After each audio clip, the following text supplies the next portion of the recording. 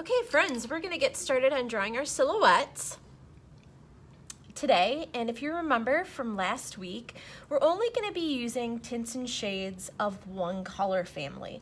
Because it's winter time outside and I'm doing a winter nighttime scene, I chose to use as many different colors of blue as I could find in my stash.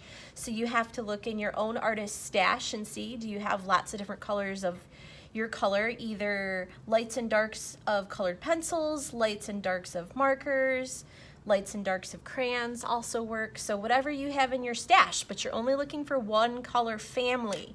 So only like the blue color family, or the green color family, or the violet color family. I wouldn't use yellow or orange for this because it wouldn't work as well with a silhouette. But once you have all those together, then we are going to start laying out our design for a silhouette. Now you can probably see I very lightly sketched already on my paper, but I want to show you how to start from scratch. So I'm going to take a pencil, and in the middle of my paper I'm going to draw a horizon line. Now I already have some things sitting on my horizon line. The horizon line, you remember, is what is farthest away. It's where the sky and the ground meet each other right there at the horizon line. So everything above the horizon line is the sky, everything below the horizon line is the ground. Now the other things I need to think about are what is in the front down here, the foreground. I am going to add some snowy hills, so just some gentle curves to show that it is wintertime outside, like that. And certainly you could add that too if that's what you would like. Now I also decided to add like a little lake right here in my background. So I have Snowy Hill Lake, and then I wanted to add some mountains. Now maybe in your scene, you're not gonna see all of this. Like if you're doing a really close-up silhouette of a tree with some birds, you might not see all of this detail in your silhouette. But one thing that makes a really, really good silhouette is if you think about something up close that's large, but then something medium that's a little bit farther away, and then something that is small that's really far away. So as you are drawing the outlines of your shapes, be thinking about, what am I making that's really close?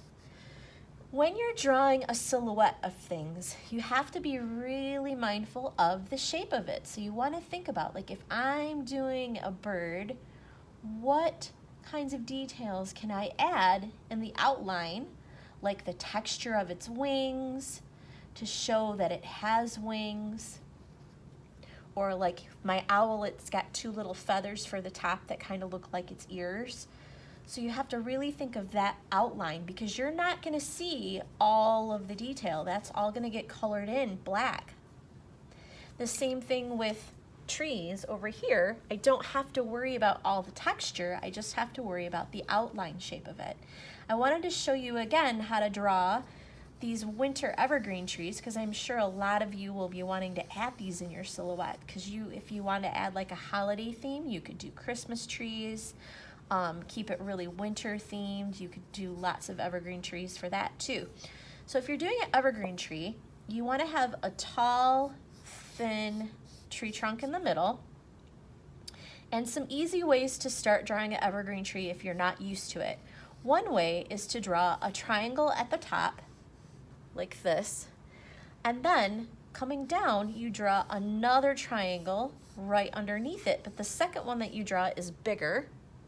And then below that, you draw another one that's larger, and then the bottom one, that's the largest. So what it ends up looking like is a triangle that's stacked on top of a trapezoid, stacked on top of a trapezoid, stacked on top of a trapezoid. So it's a really easy way to make an evergreen tree. Then sometimes what I'll do is I'll go back in and I'll give it a little bit more texture. And this also helps when you're doing silhouettes. You need that edge of your shapes to be kind of interesting because that's where all the detail is on the edges of things. So I don't want to draw my edges too boring or too plain, because it would make the silhouette look kind of boring. So I spend a little bit of time trying to make the edges look detailed. So once you think about all those details, like I added a little bunny rabbit hopping down here because I wanted to do the silhouette of a little bunny rabbit. Some other friends decided that they wanted to do little animal tracks. So you could look up pictures of deer tracks or bunny tracks or wolf tracks. So all of those wintry details, that's going to be the end of your step 1. Okay, friends, so step 2, as you can probably see, is to take a black marker and outline every part of your picture that's big enough for you to outline without you making a mistake. If you have anything that's really small or really detailed, you might not be able to outline it. Don't color everything in with the black marker yet, because we're going to talk about how to color this in. I want you just to go ahead and outline everything, and then take your pencil, or excuse me, your eraser, and you're going to erase all those extra pencil lines that you don't need anymore. Okay, friends, you can see the final step. I've started to add color, and I want to walk you through what all of your choices are. So like I said, we're picking one color family, lights and darks of that color. On the back, I just did some tests, just like we did last week, so I know I have some dark blues and some medium blues and some light blues. And then you have to pick, what do you want in your picture that's all black in silhouette? What do you want in your picture that's dark gray? What do you want in your picture that's part, like your darker of your color, like I have my lake dark blue and my trees dark blue.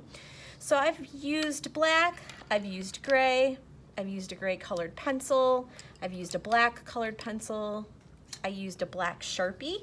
So I decided I wanted this tree to be black, to be all dark, completely in silhouette.